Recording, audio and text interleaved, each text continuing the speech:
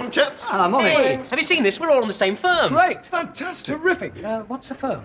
A firm, Michael, is a team of doctors led by a consultant. It says here, firm aid report to the clinical side room on Patrick Snooth ward at 9:30. Patrick Snooth ward? Who was Patrick Snooth? He was a physician at St. Swithin's who discovered a cure for snooth disease in 1850-something. Then he died and they named the ward after him. Before they discovered his cure didn't work.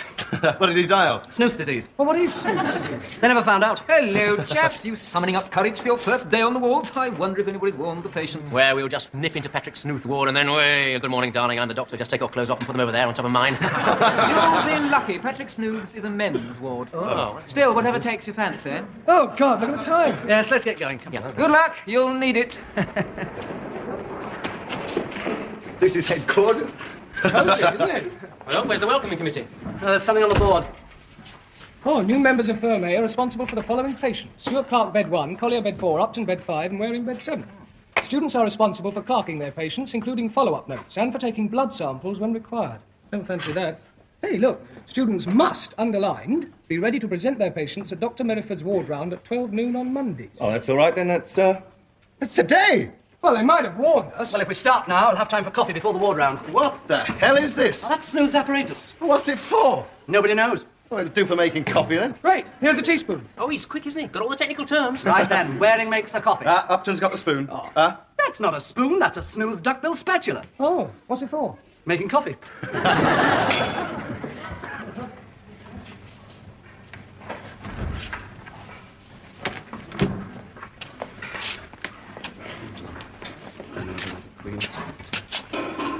What do you want? I would like to see our patients, please. Oh, you're the new lot, are you? That's us, sister. Well, perhaps we'd better get started. Yeah.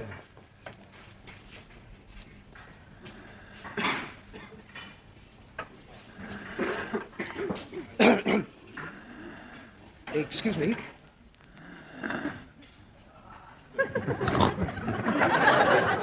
Morning, sir.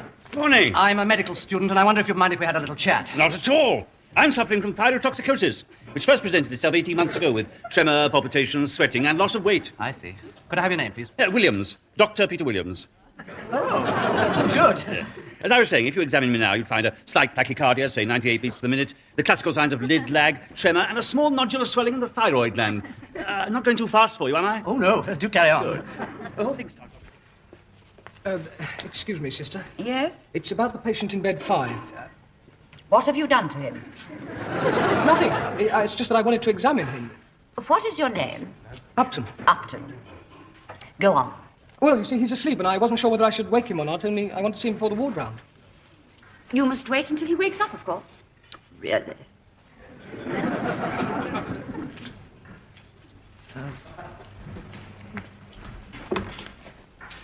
Now then, sir, what seems to be the trouble? I've lost my hat. No, what I mean is, what's wrong with you? I don't know where it can be. I've lost my hat, you see. I think somebody's pinched it. Mr. Alan Whale, 12 Peters Court. Right then, Mr. Whale, what seems to be the trouble? I'm worried about my sex life, Doctor. Oh? It's dropping off.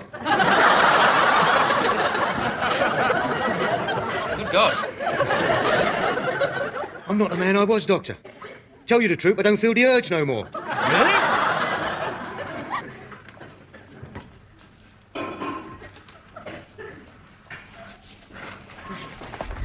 Oh, hell. Now, what have you done? But he's gone. My patient's gone. Yes, he's gone down for physiotherapy. But I'm supposed to see him before 12 o'clock. Well, you have plenty of time. He'll be back in about an hour or so. So the diagnosis was obviously thyrotoxicosis. Oh, obviously. I expect you'd like to hear about the special examinations. Oh, yes, please. Well, now, I've got a very interesting iodine 131 uptake. Here, let me draw out the results for you. Now, I've got... Anyway, up till then, I was doing fine. You certainly were. Then I started sort of slowing up. It was Vera that first noticed it. No, hang on, wait a minute. Was it Marge? No, I tell a lie. No, it was that girl I was seeing down in Wapping. What was her name? Mavis. No, that's my wife, Mavis. Sally, that was it, Sally. Well, you should have seen that, Sally. She had a most fantastic pair of knockers. Let me put it another way. Why are you in hospital? Where's my hat? I told you, I don't know. Now, please just tell me what's wrong Somebody's with you. got my hat. Who's got my hat, Doctor? Have you got it? Oh, of course not. You've got it, haven't you? No. You've got my hat. You've stolen my hat. There. Give me back my hat. I want my hat. Help! Thief! Help! Hey, he's got my hat! He's got my hat! Hey, he's What's got... going on in here? Leave him alone. Get out. I didn't do anything. He's taken my hat!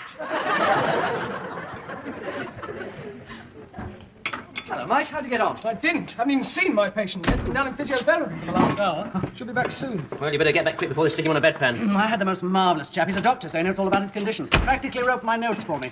He's suffering from thyrotoxicosis. Is he? My God.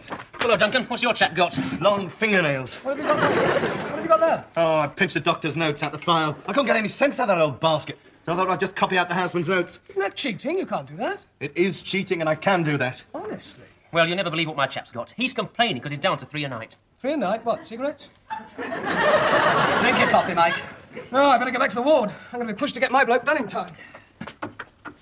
3 a night?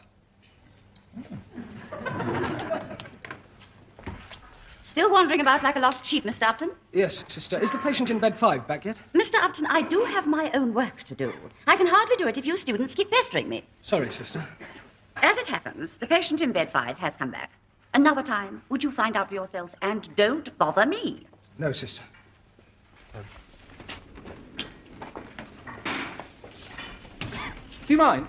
What are you doing? This is my patient. Well, I'm just examining him. I've heard he's got a rather interesting enlarged spleen, so I've come up to have a look. Now, would you mind? Now then. But you can't do that. Why not? He's my patient. Well, I won't be long. Look, I've only got 3/4 of an hour before the ward round. Well, you've got plenty of time. I shall only be, 10 minutes? But I haven't got plenty of time. Yes, you have. Look, he's my patient. Oh, nonsense. Anybody can look at him. No, they can't. He's mine. Look, I won't be long. Look, he's mine. Oh, God. What is going on in here? I will not tolerate this sort of behaviour on my ward. Squabbling over patients? You're not in Harley Street yet, you know. But, sister... I've had quite enough of you this morning. Please get off the ward. What? You heard me. You may come back when Mr. Briddock has finished with the patient. But he's my patient. I shall get cross.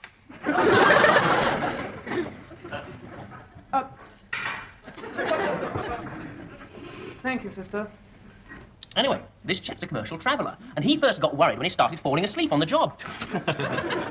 Ruddy Briddock? What's he done? Pinch my patient. Saucy devil didn't get struck off for that. I've never seen a blasted patient now. Why don't you borrow the doctor's notes and copy them out? Oh, no. If I'm going to do it at all, I'm going to do it the right way round. Right way around, that reminds me, my chap had the most incredible experience in Bolton. Hello. Any coffee, lad? Have you finished? Yeah. Oh, marvellous spleen. Big as a soup. Hey, I see old Wimberley's back on the wards. Yes, I've got it. I had him last year, and I got the scars to prove it. I never knew that sort of thing went on in Bolton. At last.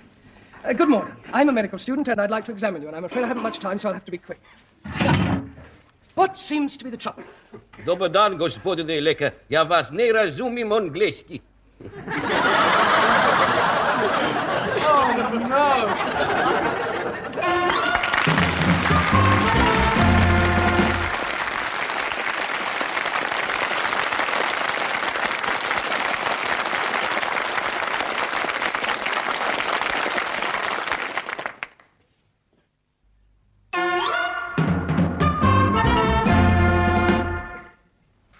Well, Mr. Drobnik, I am Dr. Upton. Izvinite, molim, procitiete ovo. And you're Yugoslavian, yes, yes. But I, Dr. Upton, Upton. and you, Drobnik. Drobnik, da, drobnik. Yes, drobnik. yes. And you're Yugoslavian, yes, yes. And you've got a pain. What? You're Yugoslavian, yeah, yes, but you've got a pain. Pain? Here, in your stomach. Stomachio. Here. Ooh. Bolnička, eh? No. You. Ooh. Ooh. Yes, good. Fine. Ooh, you. Ooh. And you get this pain, how often? More than what? You're Yugoslavian, yes. Oh, God. Look, I, doctor. Doktor. Me, Doctor. Good, good. And I have to examine you. Doctor. Yes, yes. I, doctor, and you. Doctor? The doctor? No. Look. I have got to find out about you. Understand? Da, zumi, ma. Voi, شوفي, voi. What? You have trouble breathing? Throat. Something wrong with your throat? Sore throat. Sore throat? Have you got a cough? A cough? Woo woo. Whooping cough. Diarrhea. Yes. Woo woo. Woo woo. Woo woo. Oh, it's a train. It's a train. You're a train driver, yeah? No? Look. Here. Ecete. Eh? Look. Huh? What? Ah. Yeah? Da, voz. Voz. Da.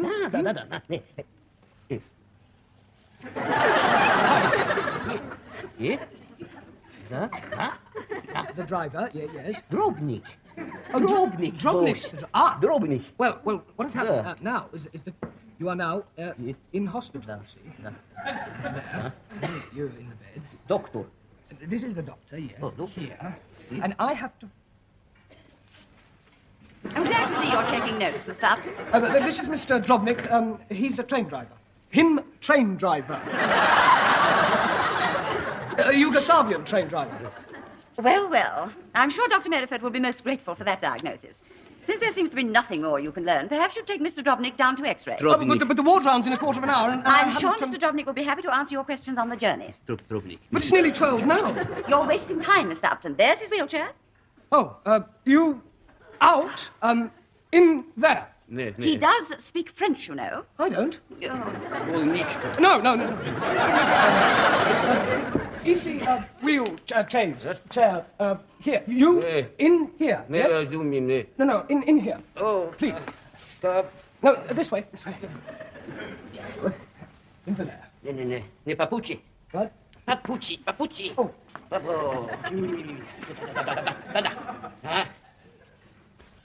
Oh. All right. Okay. Here, no. Cha. Fairly chesto, huh? Quickly.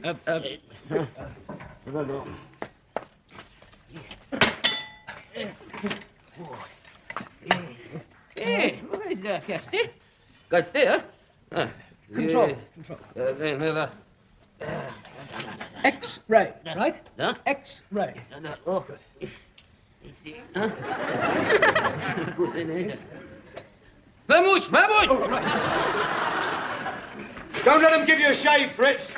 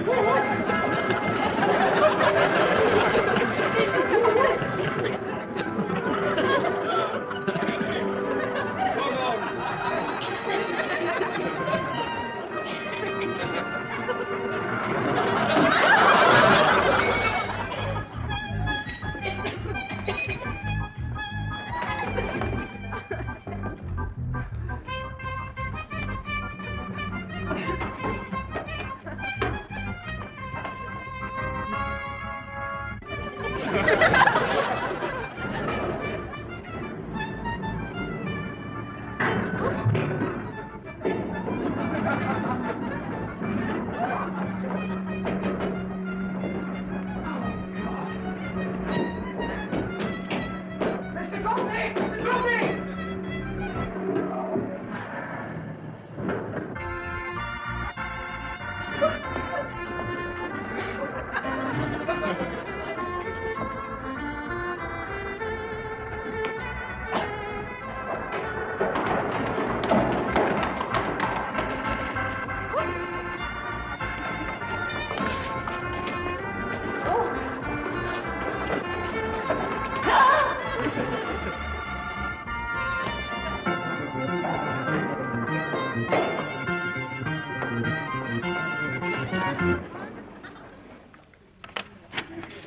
Well, Collier, you seem to have found out an awful lot about your patient. What's your diagnosis? Well, What do you think it might be? I don't really know, sir. You think it might have anything to do with blood pressure? Yes, sir. You think it might be that? Yes, sir. Yes, I agree with you. Good.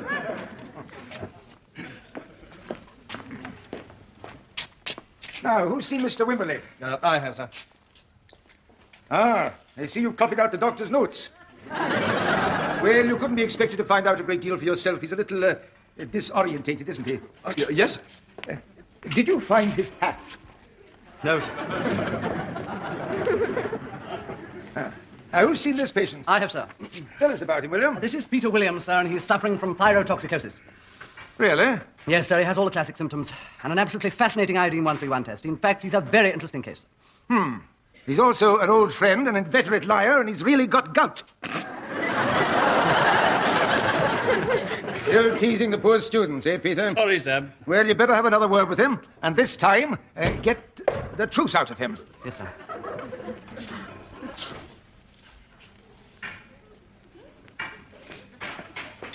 You must be Mr. Upton. Yes, sir. Well, better late than never. Tell us about your patient. Well, is this Mr. Dropnik from Yugoslavia, sir? What's wrong with him? Well, I don't, I think he's got an enlarged spleen, sir. Well, let's have a look at him, shall we? Oh, he's a train driver, sir. Well, you might have told us he was also pregnant. What have you done with Mr. Dropnik? Lost him. Then find him.